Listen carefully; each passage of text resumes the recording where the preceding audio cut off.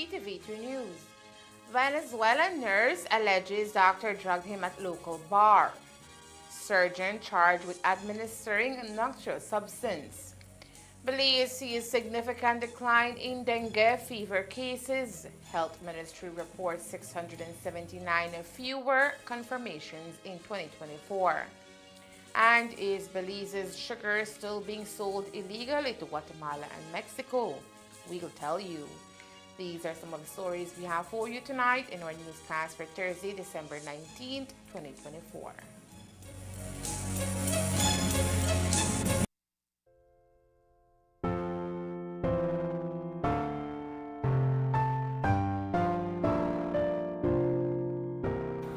As we gather this Christmas season, wrapped in a wealth of community spirit and shared celebrations, we find ourselves on the cusp of a truly magical season. I stand before you representing the Orange Acton Council to extend a heartfelt wishes for a wonderful holiday filled with light, laughter, and joy. As the day grows shorter and we welcome the gentle chill of December, our thoughts turn to the moment that unite us, the laughter shared with loved ones, the warmth of cherished tradition, and the twinkling lights illuminating our town and homes. It is during these times that we come to understand the true essence of Christmas, a time for reflection, reconnection, and rejuvenation. From the bottom of our hearts, your Orange Acton Council wishes you and your loved ones a joyous season brimming with love, abundant happiness, and the promise of prosperity. May you embrace the vibrant spirit of this festive occasion, creating memories that will be fondly remembered for years to come. Deseándoles todos en este año nuevo mucho amor, salud y bendiciones. As we treasure what is meaningful and significant in our lives, let us ensure that it includes moments cherished with our loved ones, moments that bring laughter and a sense of belonging. We hope that the unfolding days of this Christmas reveal all that is beautiful. In the twinkling eyes of children, in the comforting embrace of families and friends, and in the peaceful moments of solitude, to taste the sweetness of life's simplest pleasures. As we look ahead, let us amplify our aspiration. May the grace of Christmas fill every corner of your home, lightening with the hope of a new year, where all that brings you joy can take root and bloom. We at the Orange Acton Council believe that happiness is not just a goal, but a journey pursued through kindness and generosity, compassion and community. Merry Christmas, one and all. This celebration isn't merely a pause.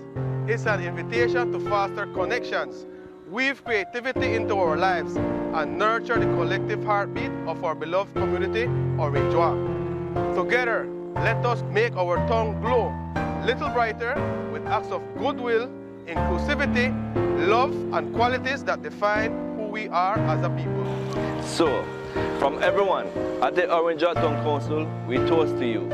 May your holidays be filled with laughter, joy, and cherished moments that bring hope and warmth to your heart. Let this Christmas not only be a celebration, but also a reminder of the strength we share as a community. May the season inspire us to look forward with optimism and gratitude, knowing brighter days are ahead. Here's to a season of unity, a fresh start for the new year, and endless possibilities. Merry Christmas and a Happy New Year. Feliz Navidad y un próspero año nuevo.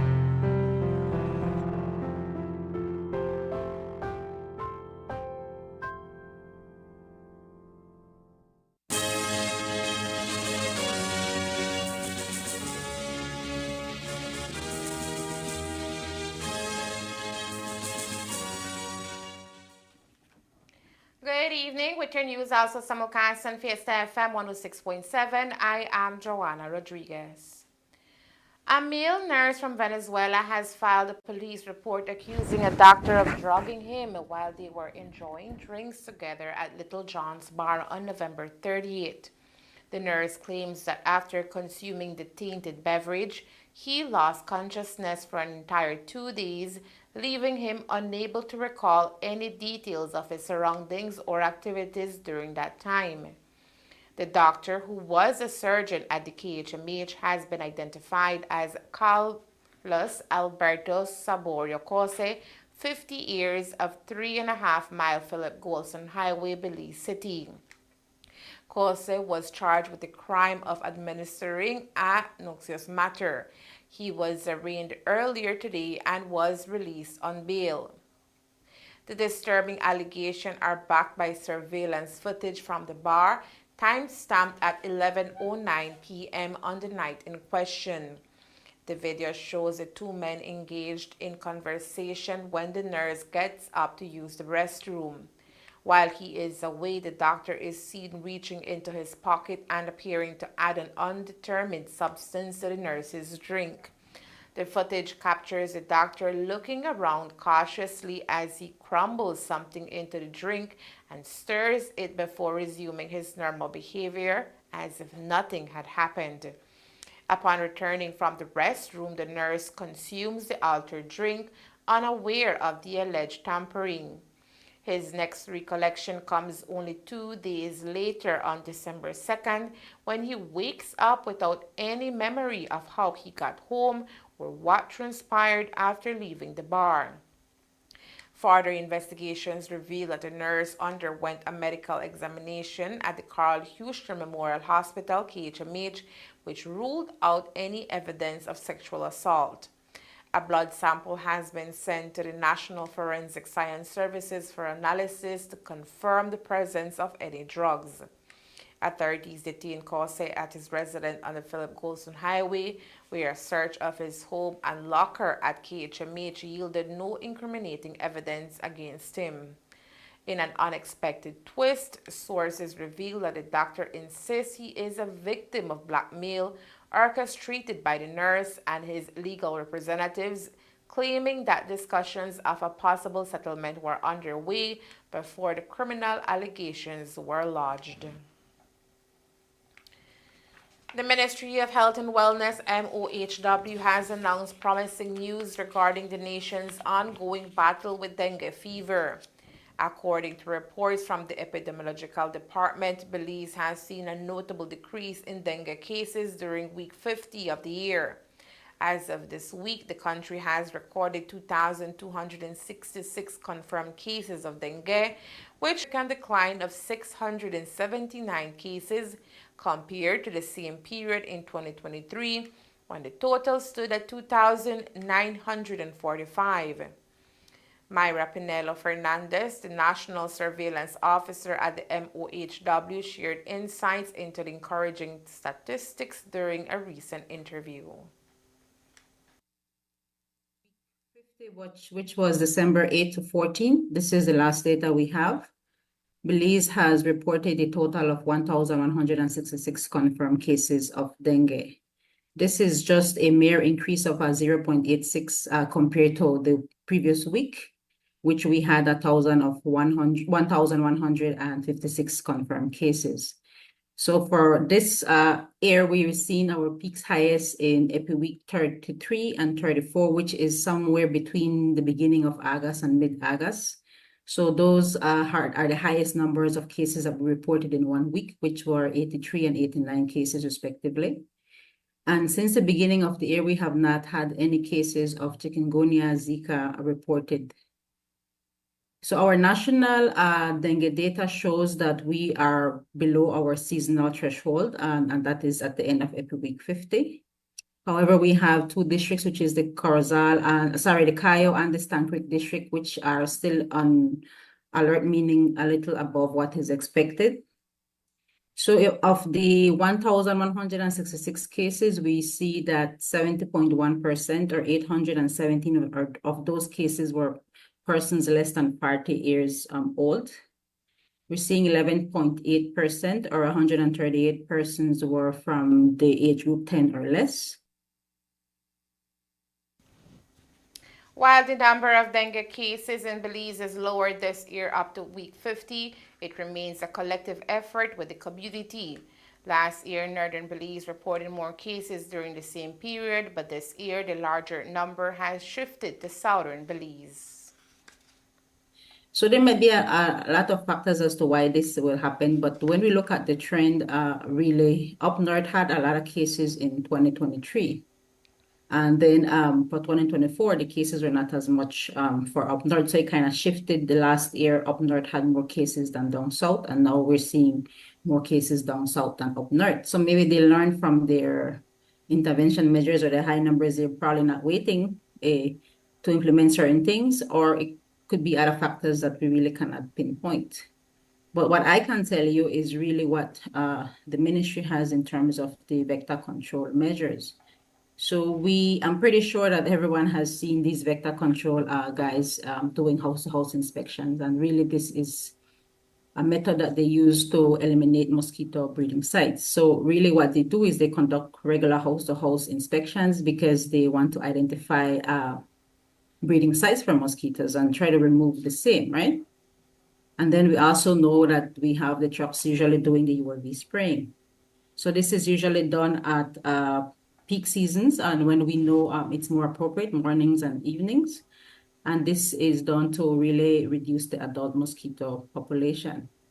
So what we're asking now residents to do is to really keep their door and windows open when this process is happening. And we also know that it is done through a scheduled process because we do not want any resistance. And so just to highlight that the ministry also have this understanding and working relationship with the Belize Vector Ecology Center, which they also do testing for resistance to ensure that what they're using is still working the way it should be. So the other component to that now is also public health education. So when these guys do house-to-house visits, they do not only do the house-to-house visits, but they also conduct public health education. And then we have our community health workers at the local level that also conduct health education sessions, and they would look at interventions, or depending what is needed in the area, they would educate or conduct educational campaigns. And from time to time, they would also do cleanup campaigns in these communities. So really what the ministry is also asking is for the public itself to become very self-conscious of their surroundings and environment and how they can contribute to really decreasing dengue cases. As for the current state of dengue-related fatalities, Fernandez confirmed that no dengue deaths have been reported in 2024. This positive development coincides with the availability of dengue testing under the National Health Insurance Program, a factor that could potentially influence the case data. So data is being collected from both the Belize Health Information System and from private facilities like I mentioned. So these the Vector Control Department at the local level have this communication ongoing with these facilities to collect information. Some of them have even created networks with them to not have to physically go there, but for them to inform them when they have a positive case so that they can do an investigation as quick as possible. The Ministry of Health encourages the community involvement in elimination of mosquito breeding sites, highlighting that vector control is really a shared responsibility. The MOHW continues to advocate for public vigilance, urging individuals to seek medical attention if they suspect they may have contracted dengue. A few months ago, flour and sugar were unlimited amounts across the country, cramping a number of small, medium, and large businesses. Tonight, we can tell you that while the flour issue has been resolved, sugar remains scarce on the shelves as it continues to infiltrate the Mexican and Guatemalan markets illegally.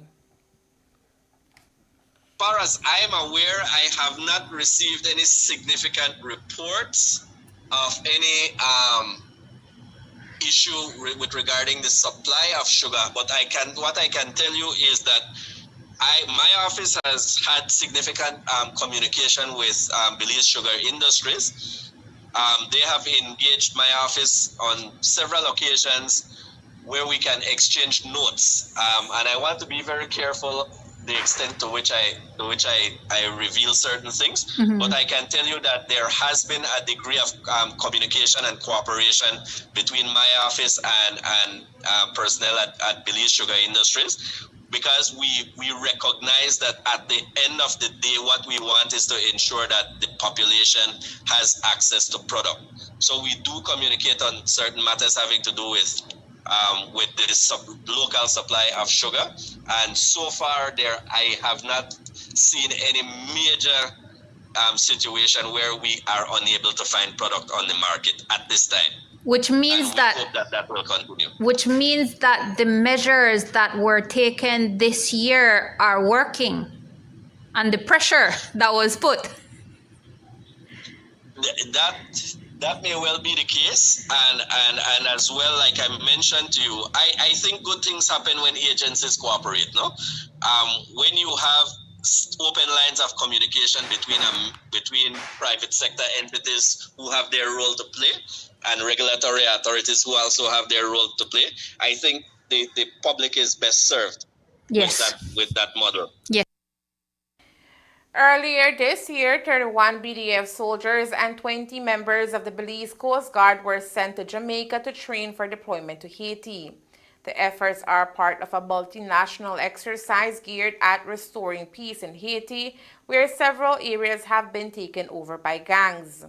However, while the men have undergone the peacekeeping training, there is no concrete date set for possible deployment. Earlier this month, an additional contingency underwent final preparations for a 6-month deployment to Haiti as part of the multinational security support mission. Earlier this week, Commandant of the Coast Guard, Rear Admiral Elton Bennett, told the media that his officers are preparing to join the contingency. Yes, we have committed to supporting with personnel for Haiti.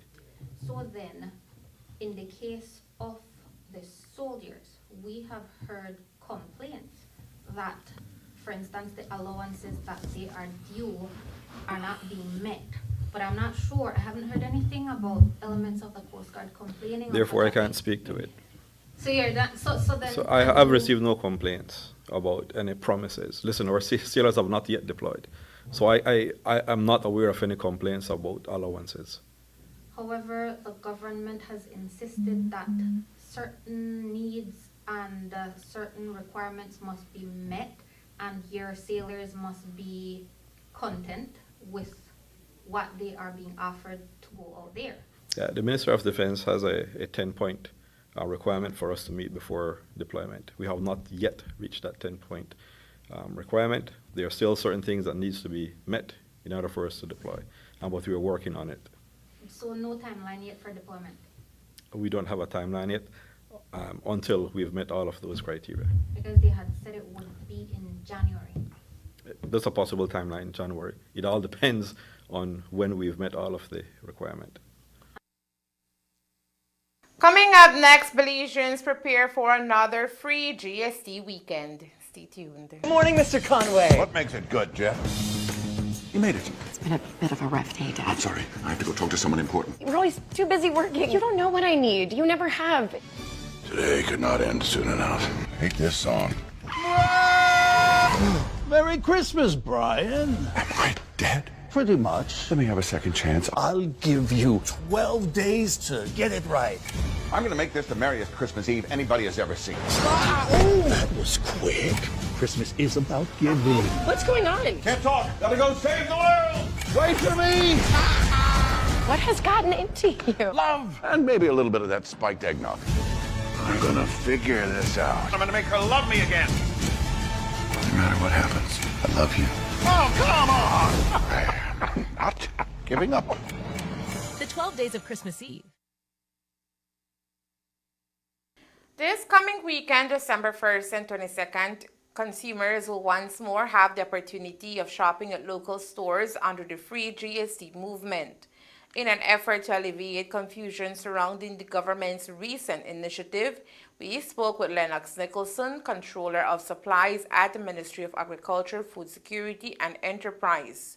His insights shed light on the objectives and execution of this program, which took effect over the weekend of December 14th and 15th, 2024. The instruction that we have from the cabinet and from the Prime Minister on the price gouging, so to speak, issue is that enforcement is to be continuous and it should not stop. So our work with respect to surveillance in the market and ensuring compliance with the regulations have not necessarily been prompted by the GST-free days, right? Okay. So in that regard, I would like to report that from the start of December, we have identified 12 establishments for violations of the supplies control prices regulations in the normal course of duty, right? Okay. So our enforcement efforts have not waned, it has not stopped. We maintain our presence in the market on a day-to-day basis to ensure compliance with the prices regulations. Now, specifically with respect to the GST-free days, there were some information relayed to us coming out of the first weekend, GST-free weekend, that came to our attention, and from out of that, 4 tickets have been issued. Okay, and those are not for violations having anything to do with the tax system and so on, because we don't have jurisdiction over that. But the information came out of complaints and observations from activities during the first GST-free weekend. We did the necessary follow-up this week, and those resulted in the issuance of or the identification of 4 establishments that were in violation, right? The introduction of free GST days marks a significant move by the government of Belize to encourage domestic shopping and reduce the temptation for residents to travel abroad for groceries, as highlighted by Prime Minister John Briceño. But the execution of this program has not been without its challenges. During our discussion, Nicholson emphasized that the ministry's immediate observations from the inaugural GST-free weekend indicated a positive response from both consumers and businesses, although compliance with controlled pricing remained a concern. One of the benefits of that, though, is that, because needless to say, in some of the instances they were not very pleased with us, no? Mm-hmm. What happens is that when you do the intervention, when you make the intervention and you take the action, word goes out quickly, right? So we are hoping that the fact that we managed to intervene in these particular transactions, it would give persons who may have a similar mindset pause to reconsider the approach to business that they are taking. Despite the fact that some may consider that $500 fee or fine a small one. Right, but you see, the thing about it is that the compliance is not only from our angle. We are dealing with certain things from the supplies control aspect, right? But if an entity or if an establishment is in breach of regulations relating to the tax system, right, and the tax regulations, not because we issued a ticket or identified a violation for them, means that they cannot be dealt with under the other regulations that the Belize Tax Service manage, right? So the approach that we're trying to push is a whole of government approach. As the program unfolds, the ministry remains committed to monitoring compliance and ensuring the initiative meets its goals of food security and economic resilience for the citizens of Belize. As you may already know, the Price Control Unit operating under the Ministry of Agriculture, Food Security and Enterprise is tasked with a critical role in regulating pricing across Belize's various markets. Despite the importance of their work, the unit has faced significant challenges, including a violent incident earlier this year involving an employee who was attacked by a shop owner in Belize City after citing the business for violations of pricing regulations. Lennox Nicholson, the Controller of Supplies, addressed this troubling incident, affirming that his employees are fully trained and prepared to perform their duties despite any potential confrontations. Things like this have a tendency to rile him up even more. Okay.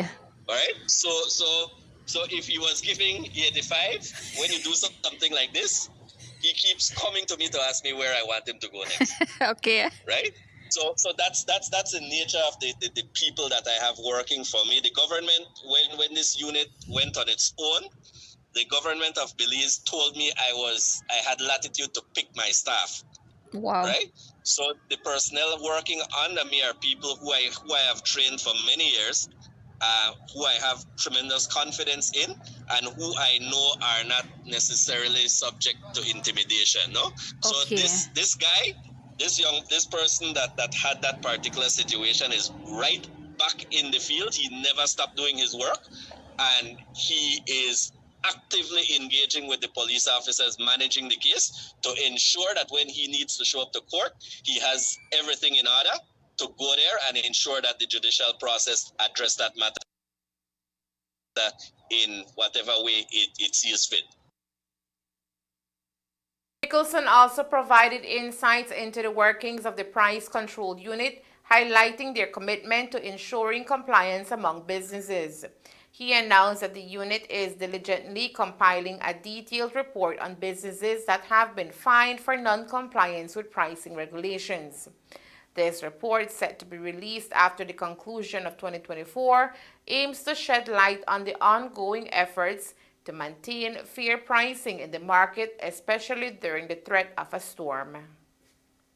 What we're doing is trying to particularly deal with certain situations as they arise. The San Pedro situation and Kikaka situation is something that we're putting together some detailed proposals, because there's the compliance work in the field, and there's also the review of the regulations that have to be done, because we need to make sure that our regulations are able to handle particular nuances that we find in the market, right? So we're doing both things at the same time, and we will close off this year, right? And we will give a comprehensive, detailed report as to all the violations that have been cited. We are also working, we just ended the hurricane season, right? And one of the things that we did was to do some collaboration with the San Pedro Town Council and NEMO out there to put certain things, mechanisms in place that whenever there's a storm threatening or so on, or there's an emergency, those activities would be triggered automatically. So there is the aspect of the field activities, but there's also the other aspects that we're doing to ensure that we're able to respond in specific circumstances as they arise. Earlier this year, the Belize Coast Guard sought to boost its capabilities by trying to buy 2 patrol boats worth over $8 million. These Sea-Axe class vessels will be much larger than the Boston whalers, which are currently part of the fleet under the command of the Coast Guard. In an interview with the media earlier this week, Commandant of the Coast Guard, Rear Admiral Elton Bennett, confirmed that they have been in discussions to acquire the boats. However, they have been unable to acquire one which meets their need and budget.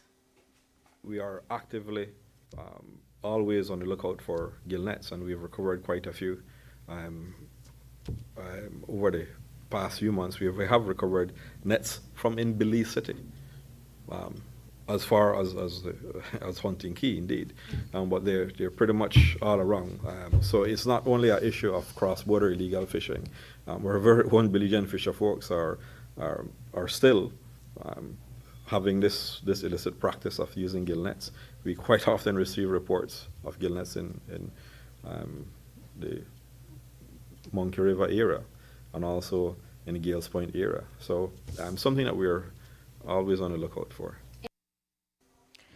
Belize has had a ban on the use of gill nets for several years. The Belize Coast Guard is reporting that some people are still using this illegal fishing method. Gill nets have been banned due to their methods of indiscriminate of capturing a wide array of sea life in a particular area. These nets trap and kill anything in their path, posing a major risk to sea life. Coast Guard Commandant Rear Admiral Elton Bennett explained that seamen must constantly patrol the waters to catch gill net users. Recently, they've confiscated gill nets in Belize City, Gales Point, and Monkey River. We had a tender out earlier this year. We decided not to accept any of the submissions that were made. They did not meet our criteria.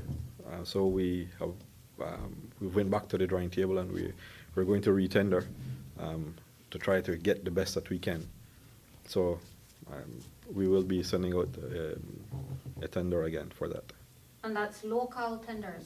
No, those are international tenders. So what may have led to, is it the cost? It was above your price range, or, because it's 10 million Belize? So this is a $8 million tender, and the submission that were made from the shipyards did not satisfy our needs. Therefore, we decided not to accept any of them, but we will be retendering again. Less than a year ago, 19-year-old Noel Jared Melendez was a normal teenager playing football, working, and being with his family and friends. However, what started as a minor back pain has now left him confined to a wheelchair and unable to see. Earlier this year, Jared was diagnosed with a rare condition which has affected his nerves and bone mobility, leaving him unable to talk and almost completely blind. The good news, however, is that the condition is treatable, and so tonight, Jared is reaching out to all Orange Kenyans who can assist him monetarily so that he can get much needed treatment which may help him to walk and see again. These medications, however, are not available in Belize and are very expensive. Last year in December, I started with pain in my back, and then we went to the doctors over here. They said how it was just like, because I used to play football, so they said it was just my back, and they really gave me an injection. So then I went, and then after that, it went to the stronger, the pain, and then I couldn't see everything that touches my tongue. I take it out, water, anything, everything in swirl, and then I got EPO. EPO got for 2 weeks that my first started already hurting. I was tired a lot, and I couldn't even do anything for myself. But then I started getting a little bit better. I started walking again. I thought I had a normal life, but in April, that is when I was really dying.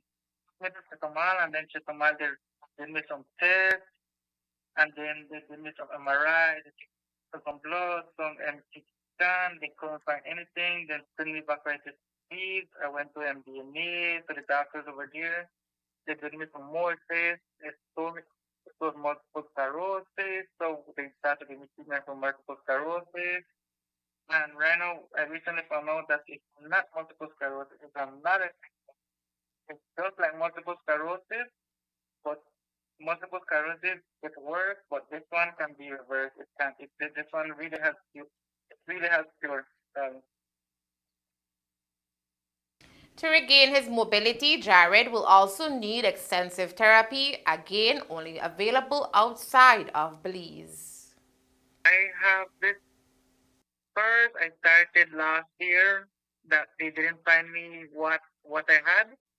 Sorry, I had EPO, and it doesn't come up right now. But they found me sickness. They recently found me a sickness that I have is something that with nerves. And that my antibodies are low, and then right now I am asking for the assistance because I need some medication that I can't find over here in Orange in Belize or in Mexican side. They only told me that I can find it in India or in England, and then I need a lot of it. And right now taking like point. And just the steroid itself, we took us a whole while to find it, but we found it, and it's really expensive. Even the pills that I'm taking, it's expensive. And then I need some therapy because my spines are wasting. Like it doesn't have enough strength.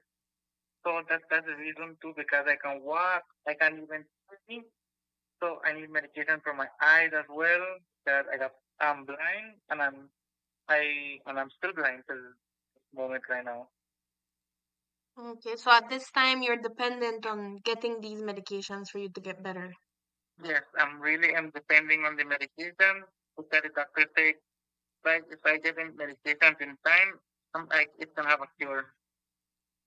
Wow, so by when are you hoping you can get this money, or how much money are you hoping to get? Well,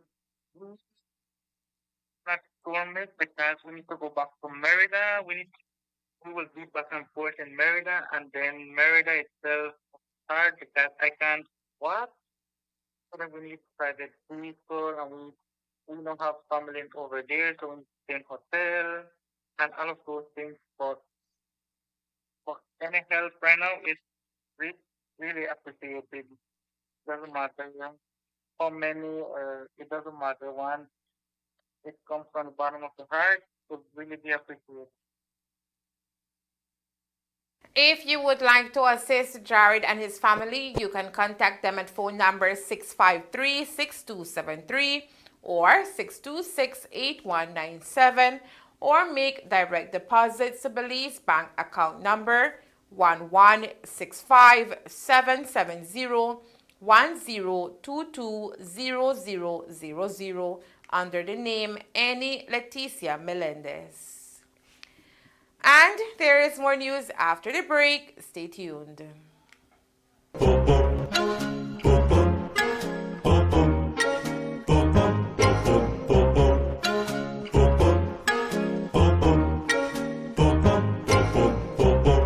Santa baby, just set a bottle under the tree for me.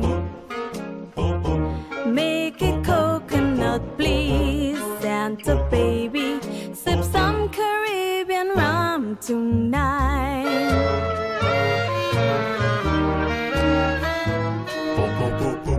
Santa baby, a bottle of cold rum would do so smooth.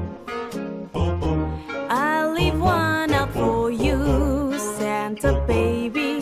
Sip some Caribbean rum tonight. So sip some Caribbean rum tonight. Sip some Caribbean rum tonight. Merry and bright.